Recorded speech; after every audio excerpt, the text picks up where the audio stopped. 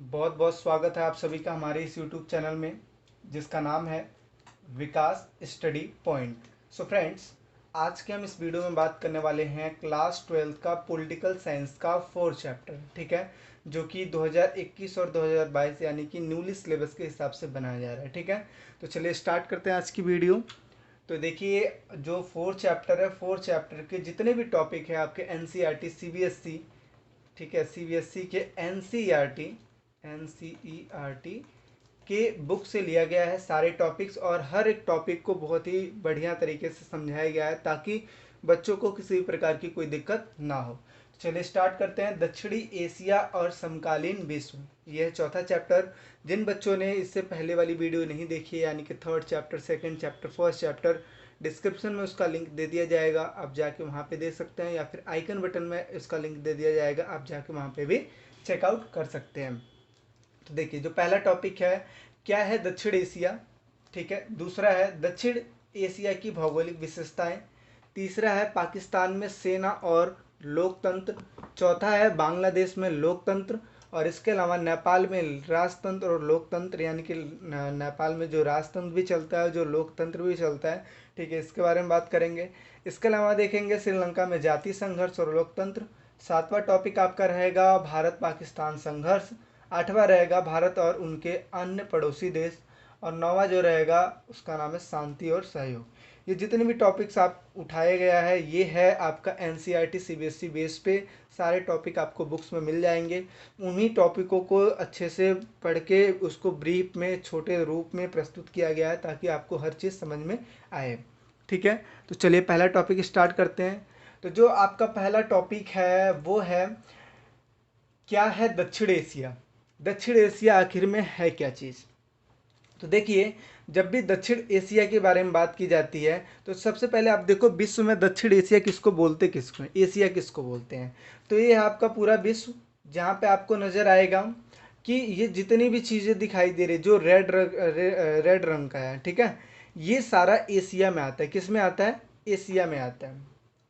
ठीक है, तो ये जितनी भी चीज़ें आपको दिखाई दे रही है सारी किस में आती है? एशिया में आती है।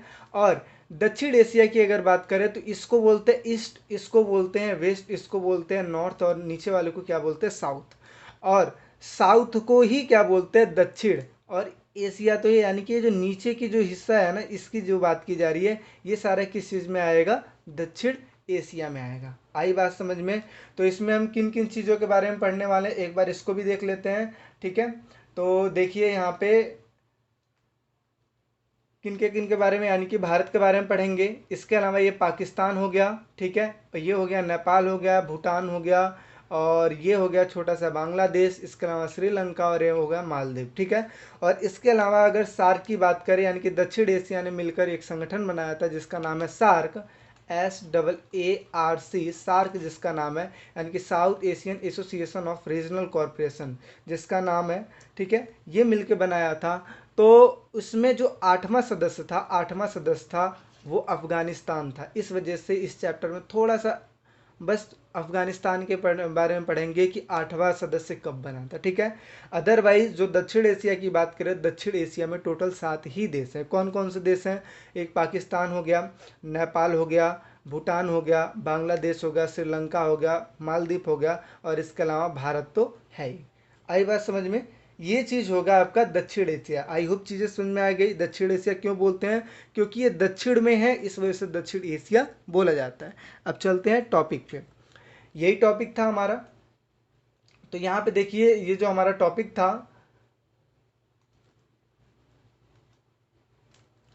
यानी कि दक्षिण एशिया, यहाँ पे देखिए नेपाल, जैसा कि मैंने बताया था, पाकिस्तान, भारत, नेपाल, भूटान, बांग्लादेश, श्रीलंका और मालदीव।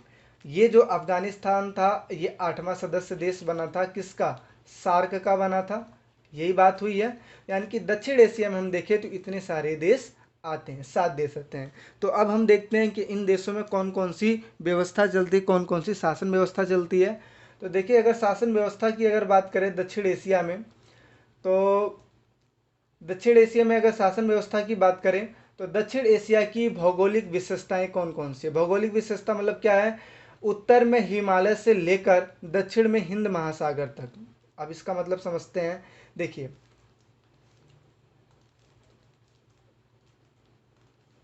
ये हो गया आपका उत्तर का साइड, ये मैं बताया, ईस्ट हो गया, ये हो गया आपका वेस्ट, और ये हो गया आपका नॉर्थ, ये हो गया आपका साउथ।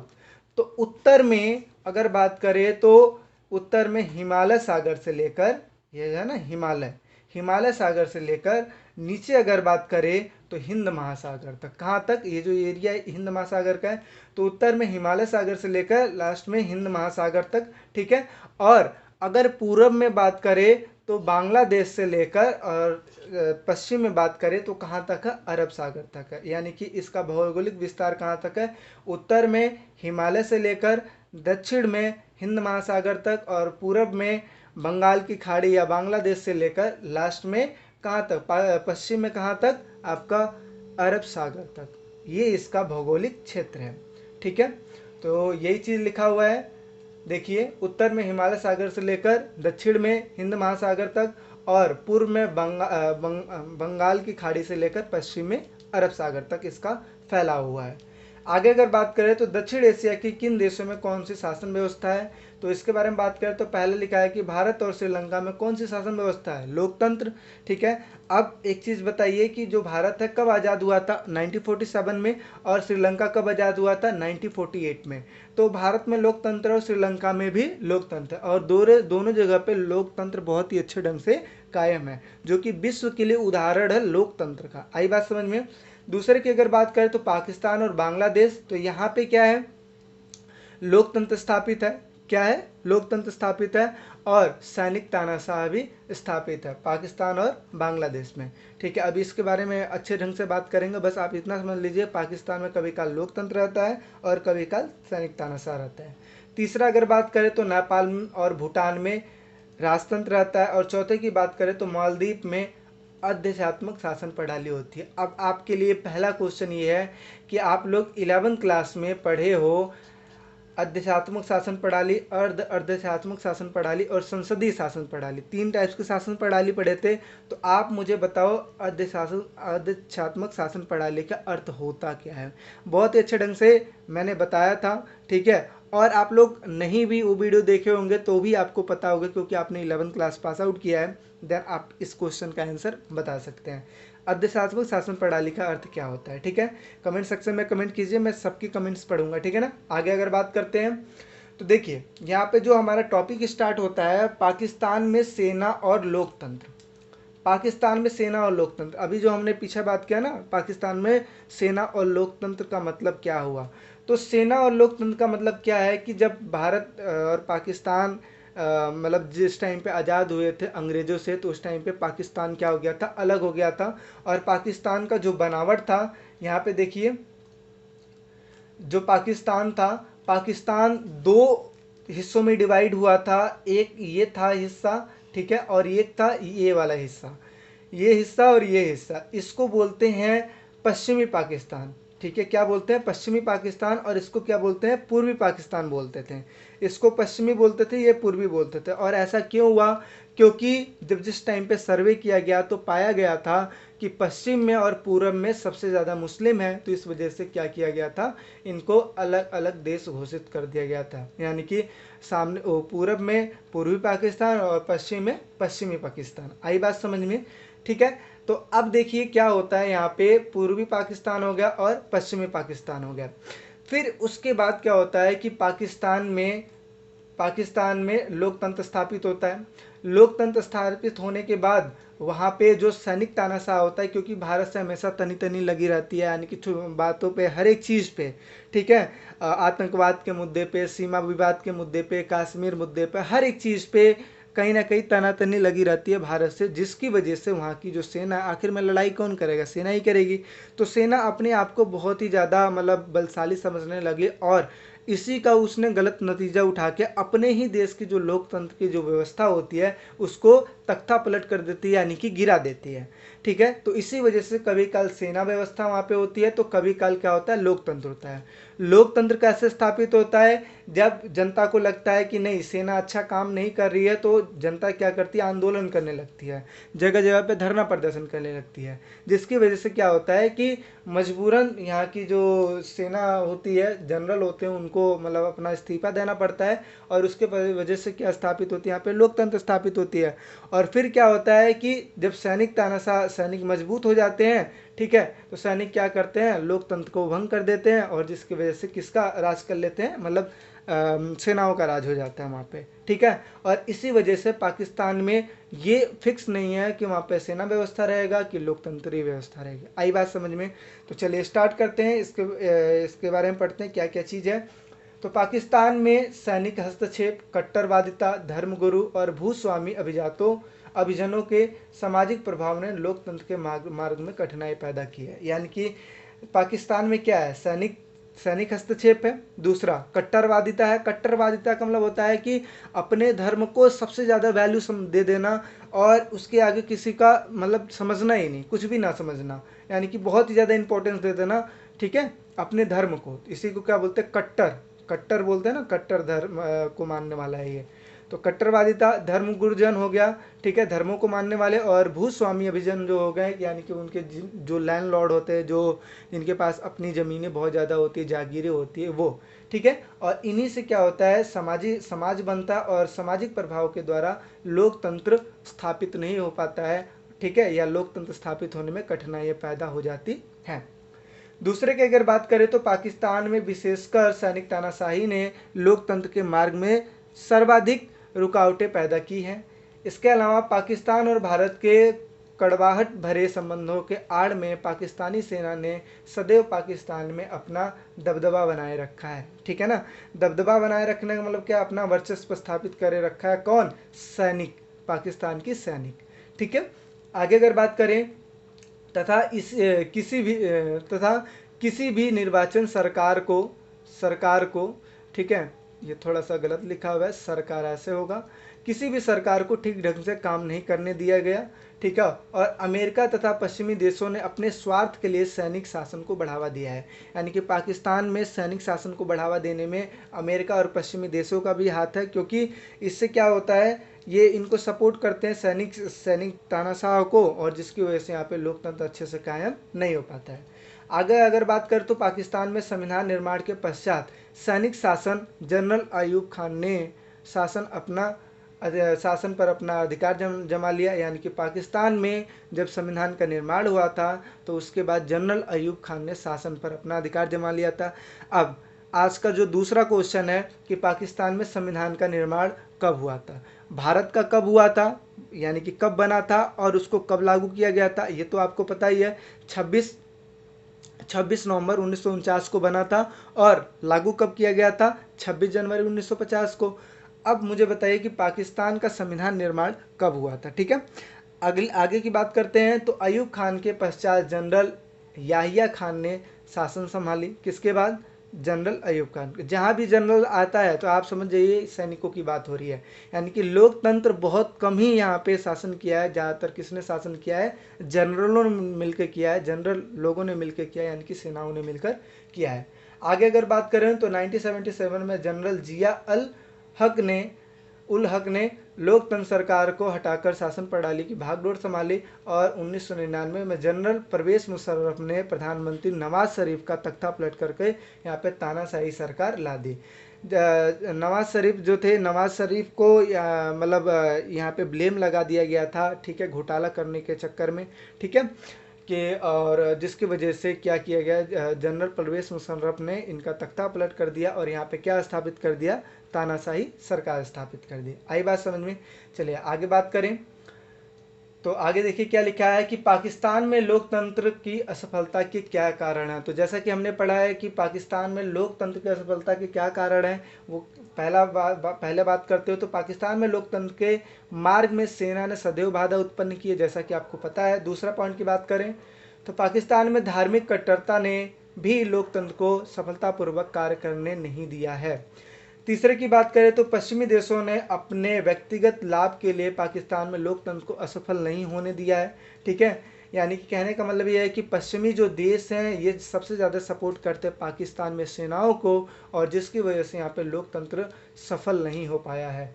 आगे अगर बात करें तो पाकिस्तान में लोकतंत्र की असफलता का एक अन्य कारण उनकी आंतरिक ढांचागत संरचना है, यानी कि उनका जो बनावट है ना वो सबसे ज़्यादा मैटर करती है, जिसकी वजह से वहाँ पे लोकतंत्र स्थापित नहीं हो पाता है। इसके अलावा अगर बात करें तो पाकिस्तान और भारत के कड़वाहट बड़े भरे संबंधों की आड़ में पाकिस्तानी सेना ने सदैव पाकिस्तान में अपना दबदबा बनाया है।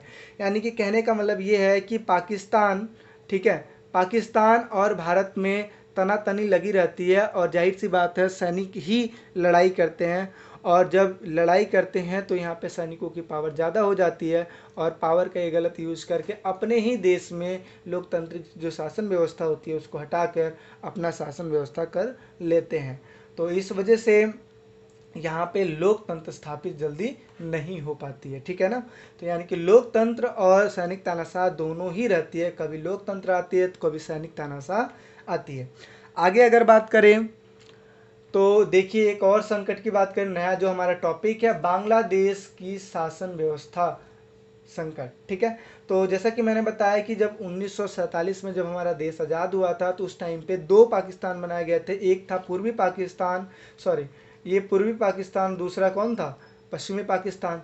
तो ये पूर्वी पाकिस्तान और पश्चिमी पाकिस्तान, हालांकि ये दूर थे, और लेकिन इसके बावजूद भी जो पश्चिमी पाकिस्तान था उसका शासन कहाँ चलता था, पूर्वी पाकिस्तान में चलता था।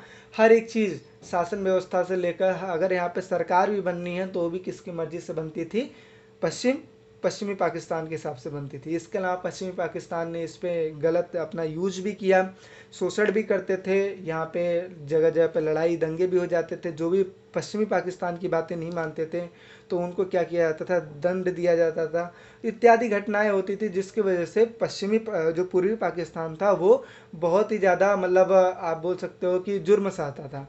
फिर इसने क्या किया, यहीं पे अपना एक पार्टी बना लिया, ठीक है, अवामी लीग बना लिया, और उसके जो मतलब जो उसके लीडर थे शेख मुजीब रहमान थे, और उन्होंने क्या किया, यहाँ पे पार्टी बनाया और यहाँ के बांग्लादेश की जो जनता थी इन्हीं को सपोर्ट की, और ये क्या बन गए, यहाँ के लीडर बन गए।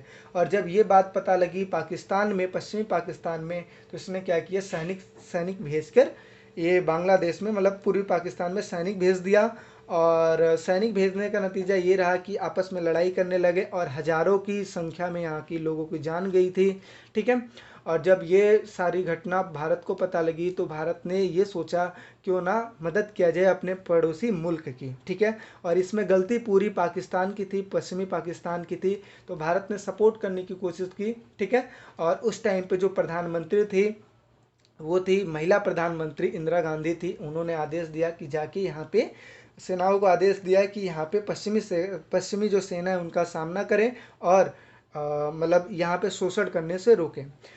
जब ये बात पश्चिमी पाकिस्तान को पता लगी तो इसने और सेनाएं भेजना स्टार्ट किया, और जिसकी वजह से अब ये जो लड़ाई किनके बीच हो गई थी, पाकिस्तान और भारत के बीच में लड़ाई होना स्टार्ट हो गया था।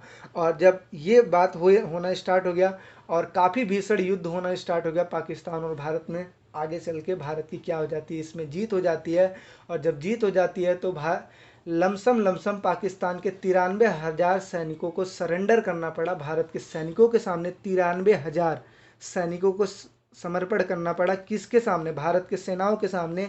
और इस तरीके से पूर्वी पाकिस्तान को क्या बना दिया गया, बांग्लादेश बना दिया गया। आई बात समझ में। तो ये पूर्वी का पाकिस्तान से बांग्लादेश बनने की पूरी घटना थी, ठीक है। तो इसके बारे में हम थोड़ा सा पढ़ेंगे। तो देखिए जो पहला लिखा है, बांग्लादेश पाकिस्तान का एक अंग था जिसको क्या बोला जाता था, पूर्वी पाकिस्तान बोला जाता था, जैसा कि मैंने बताया। दूसरा, यह बंगाल और असम के हिस्से से काटकर बनाया गया था, है ना। तो आगे अगर बात करें तो पाकिस्तान यहाँ पर अपना दबदबा बनाकर रखता था और यहाँ पर जबरन उर्दू भाषा थोप रहा था और उनकी संस्कृति को नष्ट कर रहा था, यानी कि पाकिस्तान यहाँ पे उर्दू भाषा थोप रहा था। आगे बात करें तो इसका विरोध यहाँ की जनता कर रही थी, और पश्चिमी पाकिस्तान के खिलाफ शेख मुजीब रहमान के नेतृत्व में यहाँ पे जंग छिड़ गया था। आगे चल के शेख मुजीब रहमान की एक पार्टी बनाई गई जिसका नाम था अवामी लीग, और वहाँ पे 1970 में सभी सीटों पर विजयी कहलाए, यानी कि ये हैं, ठीक है। शेख मुजीब रहमान इन्होंने आवामी लीग बनाया था और जिसकी वजह से इसका नेतृत्व कर रहे थे। और 1970 में जब चुनाव हुआ था तो उस पर सभी सीटों पर विजयी कौन हुए थे? यही शेख मुजीब रहमान यहाँ पे विजयी हुए थे। अब आगे क्या होता है देखिए, जब ये बात पता लगती है पाकिस्तान को, तो शेख मुजीब रहमान को जब पाकिस्तान को पता लगती है तो पाकिस्तान यहाँ पे सेना भेजकर शेख मुजीब रहमान को गिरफ्तार कर लेता है। और ये आगे क्या होता है, याहिया खान के दौर में पाकिस्तान सेना ने बंगाली जनता के आंदोलन को कुचलने की कोशिश की। अब इसके बाद क्या होता है कि जो बांग्लादेश होता है, बांग्लादेश में आंदोलन होने लगता है कि इसको छोड़ने के लिए, शेख मुजीबुर रहमान को छोड़ने के लिए, तो इसको कुचलने के लिए यहाँ पे सेनाएं भेज दी जाती है। और सेना भेज दी जाती है जिसकी वजह से यहाँ पे हज़ारों लोगों को मार दिया जाता है, ठीक है। लाखों लोग शरणार्थी हो जाते हैं और वो बांग्लादेश छोड़कर अपने मुल्क मतलब बगल के देश भारत में चले आते हैं। और जब ये बात भारत को पता लगती है, इस समस्या को देखकर भारत पूर्वी पाकिस्तान को समर्थन किया, जिसकी वजह से भारत पाकिस्तान में लड़ाई छिड़ गई। जब ये बात भारत को पता लगती है और शरणार्थी वाली बात, तो भारत क्या करता है, पूर्वी पाकिस्तान को समर्थन करता है और भारत पाकिस्तान में लड़ाई होना स्टार्ट हो जाता है, ठीक है। और ये लड़ाई काफ़ी भयानक होती है और लड़ाई में मतलब ये लड़ाई काफ़ी भयानक लड़ाइयों में से एक लड़ाई साबित होती है। और युद्ध का खात्मा पूर्वी पाकिस्तान में पाकिस्तान सेना के आत्मसमर्पण और एक स्वतंत्र राष्ट्र बांग्लादेश के निर्माण के साथ ख़त्म हुआ।